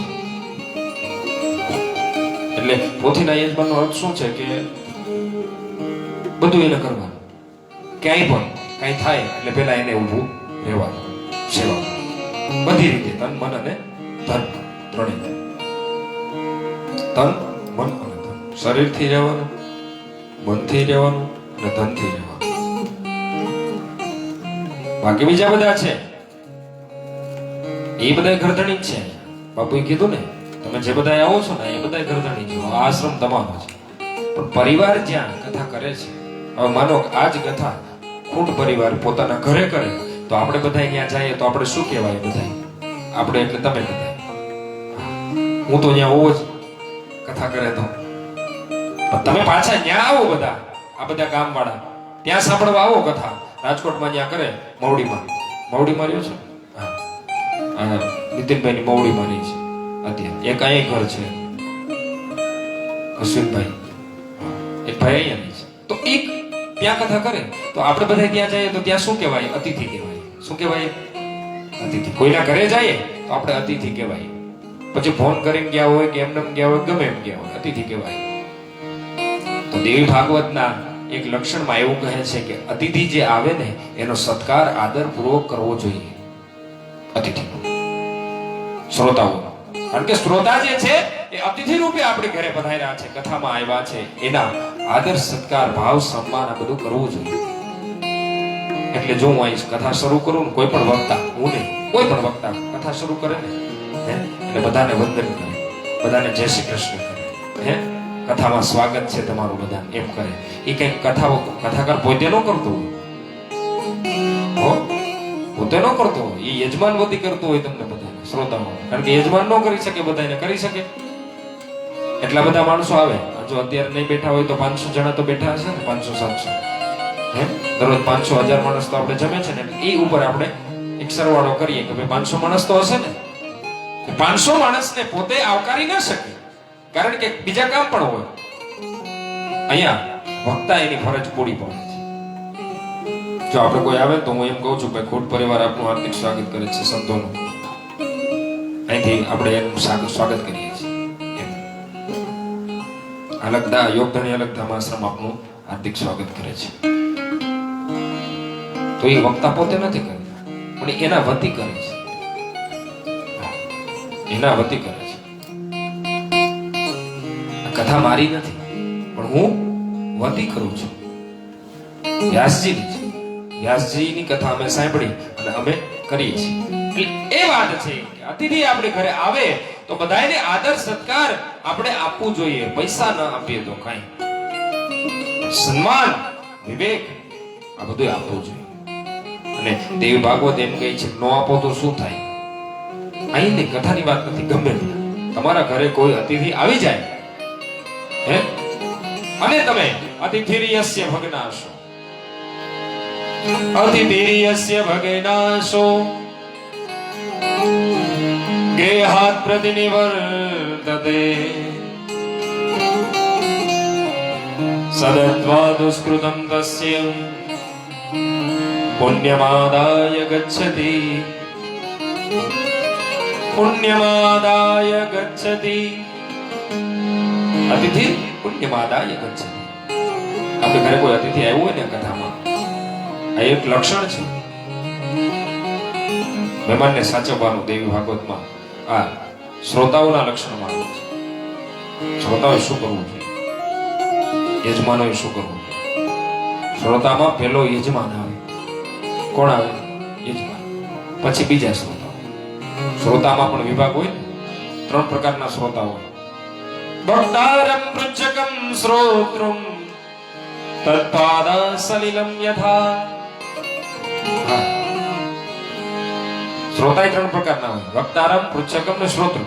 એક બોલવા વાળા શ્રોતા હોય, એક બોલવા વાળા. વક્તારમ, પૃચ્છકમ, બીજા પૂછવા વાળા. ચિઠ્ઠીઓ આપે ને ઘણા શ્રોતાઓ, દાદા આનો જવાબ આપજો, આનો આપજો. વક્તારમ, પૃચ્છકમ. ત્રીજા શ્રોતૃમ, બીજા સાંભળવા વાળા જો ખાલી જે કયો સાંભળો. 3 પ્રકારના શ્રોતા કીધા છે. પરીક્ષિત મહારાજને આ લક્ષણ કીધા છે ભાગવતજીમાં પણ. તત્પાદ સલિલમ યથા.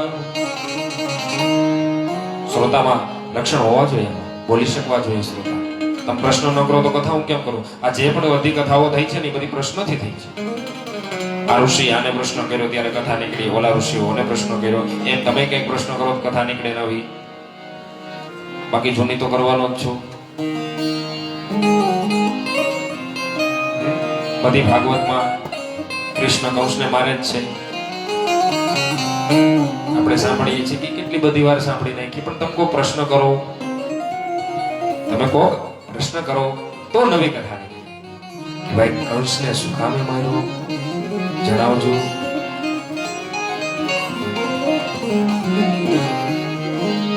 કંસ કેટલા બળવાન હતા આ એવું કહે છે. અતિધીર્યસ્ય ભગ્નાશો ગૃહાત પ્રતિનિવર્તતે સદત્વા દુષ્કૃતમ દસ્ય પુણ્યમાદાય ગચ્છતિ. અહીંયા એક લક્ષણ એ પણ કહે છે, અતિથિ છે એનો ભગ્નાશો. ભગ્નાશો એટલે એની નિંદા કરવી. અતિથિની તમે નિંદા કરો, ભગ્નાશો, એને ઘરની બહાર કાઢી મૂકો. એક લક્ષણ બતાવ્યું છે. કોઈ પણ આપણે આંગણે આવે, તમે આશ્રમમાં જો આવ્યા હો અને અહીંથી કોઈ તમને કાઢી મૂકે અથવા તમારી ભગ્નાશા કરે, નિંદા કરે, અથવા તમને કોઈ એવું વેણ કે તમે કથામાં શું દોડ્યા આવો છો મફત એવું કે, તો એ અપમાન છે. એ વ્યક્તિ કદાચ સારો હશે તો એ ત્યાંથી નીકળી જશે કઈ કીધા વગર. અતિધિર્યસ્ય ભગ્નાસો ગેહાત પ્રતિનિવર્તતે સદત્વા દુષ્કૃતમ તસ્ય પુણ્યમાદાય ગચ્છતિ. પણ નીકળી તો જશે. શું? પુણ્યમાદાય ગચ્છતિ. એ અતિથિ એના જે પાપ છે ને સદત્વા દુષ્કૃતમ તસ્ય, એ વ્યક્તિ તમારા ઘરે આવેલો, આંગણે આવેલો, આશ્રમમાં ક્યાંય કથાના પ્રાંગણમાં આવેલો, એની તમે નિંદા કરી, એની ભગ્નાશા કરી અને એની ઘરની બહાર કાઢી મૂકો તો એ વ્યક્તિ ચાલ્યો જશે, પણ ચાલતા ચાલતા જતા જતા એના દુષ્કૃતમ તસ્ય, એના જે દુષ્કૃત્ય જે પાપ હશે ને એ ત્યાં રાખતો જશે ઓટોમેટિક. પુણ્યવાદાય ગચ્છતિ. અને બીજું મૂકીને નહીં, તમારા પુણ્ય લઈને જાય પાછું. લેવું પુણ્યમાદાય ગચ્છતિ એટલે કોઈ પણ આંગણે આવેલો સાધુ સંત છે, અહીંયા એક લક્ષણ છે. કથા કરાવો ને તો જે તમારા આંગણે આવે ને એને આદર, સન્માન, સત્કાર કરવું જોઈએ. મને પહેલી વાત બહુ ગમી હતી યજમાન પરિવારની. એવું કીધું હતું કે તમે ચિંતા ન કરતા, કોઈ યજમાન સાધુ સંત આવે, મને કીધું હતું તમે દાદા તમારે બધા સાધુ સંતો સાથે સારા સંબંધો છે તો બોલાવજો, અને ભલે આવે આપણે આદર સન્માન કરશું. કરવું જોઈએ, આપણી ફરજ છે. મિનિસ્ટરને કેમ દોડીએ સાહેબ ઓઢાડવા? અહીંયા દોડો ને. સંસ્કૃતિ આપણી આ છે, એ છે જ, એ નથી એવું નથી. આને મૂકીને ત્યાં ને આને ઓઢાડો તો એને ઓઢાડો. આ છે ને માતાજીનું એક સૂક્ત છે, એમાં એક વાક્ય છે જે ગુજરાતી છે. નમાતુ પરદેવતમ. મા વગરનો કોઈ મોટો દેવ છે નહીં, માં જ સૌથી મોટા મોટો દેવ. અને ગુજરાતીમાં આપણે કીધું છે ઉંબરા મૂકીને ડુંગરા પૂજવા ન જવાય. આ દેવી ભાગવતનું મોટામાં મોટું સૂત્ર છે. આ લઈને આયા, આ ચડાવી લઈને એટલે વાત પૂરી. બીજી આ દેવી ભાગવતનું ફળ જ એમ સમજી લ્યો. દેવી ભાગવતનું આ ફળ છે, મેં તમને આપ્યું છે. હવે તમારે ખાવું કે નાખી દેવું. ઉમરા પૂજીને ડુંગરા પૂજવા ન જવાય. હું તમને સમજાવીશ નહીં, કારણ કે મારામાં આવતું નથી. હું તમને શીખવાડું તમારા મા બાપને હાચવવા જોઈએ. રોડાવું કરુણ રસમાં તમને બુદ્ધિ નથી કે અમારે હાચવવા જોઈએ, એટલું હાચવવા જોઈએ. આવડી મોટી બધી ગાદી ઉપર બેસી, આ ગાડું છે, ગાડી કહેવાય. શું કહેવાય? ગાડી. હરી મારું ગાડું ક્યાં લઈ જાય? ગાડી છે અને ગાદી પણ છે. પણ આના અધિકારી અમે ક્યાં હોતી? આદિ હોતી. પછી આ ગાદી અમારી નહીં. પછી આ ગાદી કોની? વ્યાસજી. આમે વ્યાસજી ની. અહીંયા અમે બેસીએ ને તો અમારે કોનું બોલાય ખબર? વ્યાસજી નું બોલે. વ્યાસજીએ જે કીધેલું છે. જો અહીંયા બેઠા બેઠા છે ને હું ગાયો માટે પૈસા માંગી શકું, ગાયો માટે, આશ્રમ માટે માંગી શકું, સાધુ માટે માંગી શકું, બ્રાહ્મણો માટે માંગી શકું, દુઃખી માટે માંગી શકું, ગરીબ માટે માંગી શકું. પણ બેઠું છે કોણ આની માથે? હું જ ને. મારી માટે ન માંગી શકું. વિચારો, આ એવી ગાદી છે. માંગે એને મુબારક છે, પણ હું પોતે આ ગાદી મારી કહેવાય. અત્યારે બેઠો તો હું જ છું ને. આમાં કોઈ બેહવા દે? બાપુ કોઈ બેહવા દે? ગયો કાલે બેહી જોજો કોકમાં નો બેસવા દે. અને આપણે સમજદાર છીએ, આપણે બેસતાય નથી કોઈ દી ક્યાંય. કદાચ કોઈ બેસાડવાનું કે સંત તો એમ કે અહીં બરાબર છે, અહીં મને જ બેસાડે, કોઈ વક્તાને જ બેસાડે. પણ એ વક્તા જ પોતે પોતાનું કઈ માંગી શકે નહીં. એવા નિયમો છે. પાછા તમે શું કહો? તમારા જલસા છે. હું જલસા છે? હેઠો ઉતરી જાવ ઘડી, હું કહી દઉં લાવો 5,000 રૂપિયા મને આપી દો. અહીંથી ન મંગાય. આના માટે ઉતરવું પડે છે. અને અહીંયા નીચે ઉતરી ગયા એટલે સમજી લેજો બધાથી નીચે ઉતરી ગયા. ઈશ્વરની નજરમાંથી તમે ઉતરી ગયા. અહીંથી નીચે ઉતરીને માંગો ને તો એમ સમજવાનું કે ઈશ્વરની નજરમાંથી ઉતરી. હા, અહીંયા એ વાત બતાવે છે. અતિથિર યસ્ય ભગ્નાશો ગૃહાત પ્રતિનિવર્તતે. ઉમરા મૂકી અને ડુંગરા પૂજવા જવાય નહીં. માતાજીએ ચોખ્ખું કીધું છે. દેવી ભાગવતનું સૌથી મોટામાં મોટું ફળ તમને હું આપું છું કે ઉંબરા મૂકી અને ડુંગરા પૂજવા ક્યારેય જતા નહીં. ઉંબરાની માને 200 રૂપિયાની હાડી ન હોય, ફાટેલી હાડી પહેરતી હોય અને જ્યાં તમે ડુંગરા ઉપર ચોટીલા જઈને 5000 ની ચડાવો ને તો એ સ્વીકારે નહીં. હા, ન સ્વીકારે. એટલે મારામાં હું તો પહેલા જ કીધું, હું રોવડાવીશ નહીં તમને, અને મારી કથામાં કોઈ રોવું નહીં, મનનો ગમે. આ તો પ્રસન્ન ચિત્તે પરમાત્મા દર્શન. હા, ઈશ્વરનું દર્શન છે, માં જગદંબાનું દર્શન છે. આના દર્શન છે. આ કોણ છે? આપણી માં છે. હે, તો માની સામે સંતાન મુખમાં સ્મિત હોય તો સારા લાગે, કે આંસુ હોય તો સારા લાગે? સ્મિત હોય તો સારા લાગે ને. છોકરો સુખી હોય, દાંત કાઢતો હોય તો એને ગમે, રોવે તો એમ મારે થપાડ, બે વધારે મારે, સાનો રહી જા, આખો દી રો કરે છે. હું દુઃખ છે તને, હું છું ને, કે મને જે દુઃખ હોય કયો તમે. આ હસતા હસતા કયો દુઃખ હોય, રોતા રોતા શું કામ? એટલે મારી કથાનો નિયમ છે. બીજું હું કોઈ ન કહું મા બાપને હાચવાના, એ તમારી ફરજ છે ભાઈ. તમારે હાચવા હોય તો હાચવો, ન હાચવો હોય કઈ હું ન કહું. તમને શાસ્ત્ર ભણ્યા છે, હિન્દુ સંસ્કૃતિના રક્ષકો છો તમે બધા, અને હું અહીંથી સલાહ દઉં ઈશ્વર થોડી સારી લાગે કે તમે તમારા મા બાપને હાચવજો. શાસ્ત્રો વર્ણન કરે માતા પિતા. અહીંયા છે વાત, જો માની મેં કીધું ઉમરા પૂજીને ડુંગરા ન પૂજવા છે, પોતાની માને પૂજો. કારણ કે નમાતું પરદેવતમ. પછી તમે એ તમારી માં એ સમજો કે ડુંગરાવાળી માં સમજો, પણ માં કરતા કોઈ મોટું છે નહીં. હા, કવિ બોટાદ કરે કહી ગયા છે, મીઠા મધુ ને મીઠા મેં હુલારેલો, એથી મીઠી છે મોરી માત રે, જનની ની જોડ સખી નહીં જડેલો. એવી જનની જોડ સખી નહીં જડેલો. મીઠા મધુ ને મીઠા મેં ઉલારેલો, એથી મીઠી તે મોરી માત જો, જનની જોડ સખી નહીં જડેલો. હે ધીરે જનની જોડ સખી નહીં જડેલો.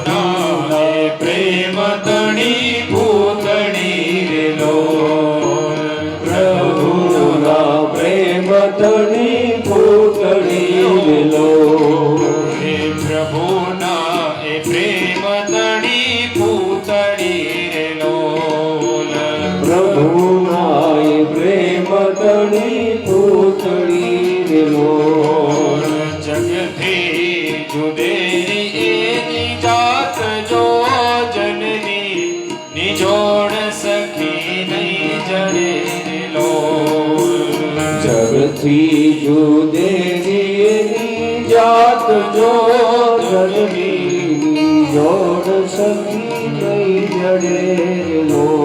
એવી જનની ની જોડ સખી નહીં જડેલો. એવી જનની જોડ સખી નહીં જડેલો.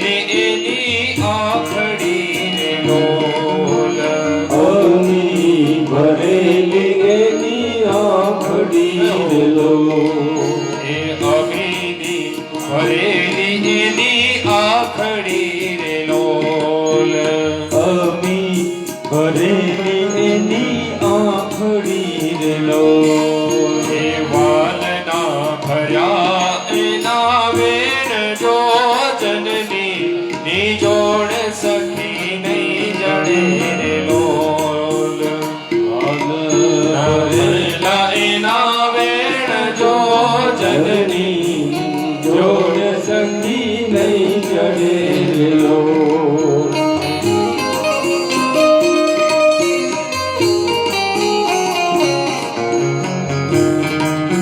અંદર નંબર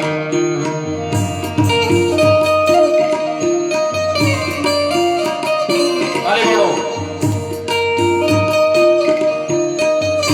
જોરથી જેટલી તાલી પાડશો ને હા એટલું પુણ્ય મળશે પાપ લાગે તો મને આપી દેજો હા જય હો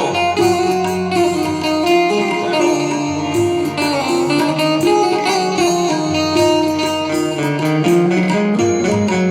હાથના ગુથેલા એના હીરલા રે લોલ હાથના ગુથેલા એના હીરલા રે લો એ હાથના ગુથેલા એના હીરલા રે લોલ હાથના ગુથેલા એના હીરલા રે લો હૈયો હેમંત કેરી હેલ જો જનની નિજોડ સખી નહીં જડે રે લો હે જીને જનની ની જોડ સખી નહીં જડે લો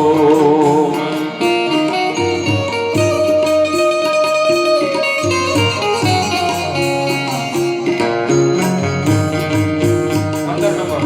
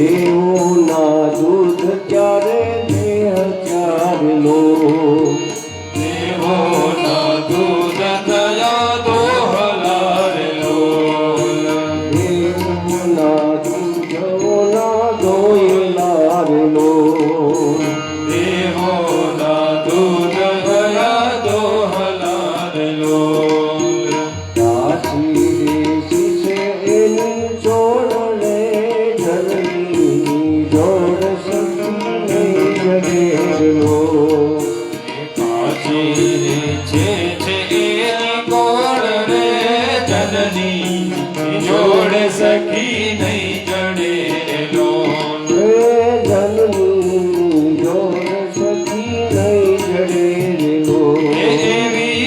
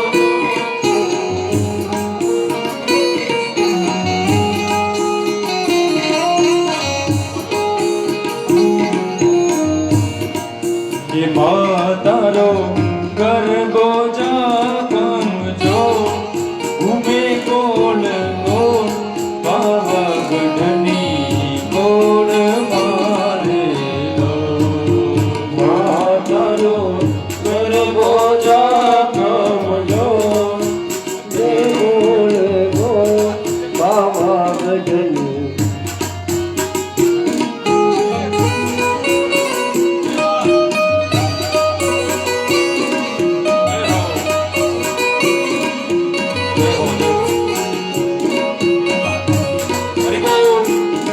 હે માતારો ગરબો જાગમજો ઉમે કોણ કોણ પાવાગઢ